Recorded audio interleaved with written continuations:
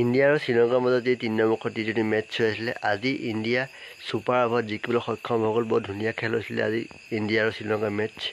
India প্ৰথম batting কৰি 137 কৰিছিলে, 139 টাৰ্গেট দিছিলে। আজি ইণ্ডিয়াৰ বেটিং ইমান ঠিক নকৰিলে। চুমন গিল আৰু ৰিয়ান পৰাগে ভালে খেলিছিলে।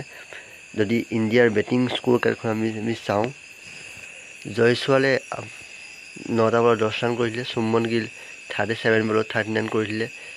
চেমচাঙে ভাল নেখেলিলে, 4 বলত 0। ৰিংকু সিঙে ভাল নেখেলিলে, 2 বলত 1। সূৰ্য কুমাৰে ভাল নেখেলিলে, 9টা বলত 8। শিৱম দুবে ভাল নেখেলিলে, 14টা বলত 13। ৰিয়ান পৰাগে 18টা বলত 26 ৰান কৰি ভাল খেলিলে আজি। ৱাশ্বিংটন সুন্দৰ 18টা বলত 25 ৰান মাৰিলে। ৰবি বিষ্ণুৱে 8টা বলত 8। পিটছখন আজি ধিমি আছিলে, বলিঙৰ কাৰণে ভাল পিটছ আছিলে। আজি ইমান ডাঙৰ এটা স্ক'ৰ কৰিব নোৱাৰিলে ইণ্ডিয়াই। শ্ৰীলংকাৰ বেটাৰসকলে আজি ইমান ভাল নেখেলিলে, তাৰ ফলত আজি ইমান কম এটা স্ক'ৰ চেছ কৰিব নোৱাৰিলে। আজি ইণ্ডিয়াৰ বলিং বৰ ধুনীয়া কৰে ৰিংকু সিং, সূৰ্য কুমাৰে বৰ ধুনীয়া বলিং কৰে। যদি আমি ইণ্ডিয়াৰ বলিং স্ক'ৰ কাৰ্ডখন আমি যদি চাওঁ, খালিদ আহমেদে 3 অভাৰত 28 ৰান দি উইকেট নাপালে আজি। মহম্মদ চিৰাজে 11 ৰান দিলে 3 অভাৰত, ভাল বল কৰিলে, উইকেট নাপালে।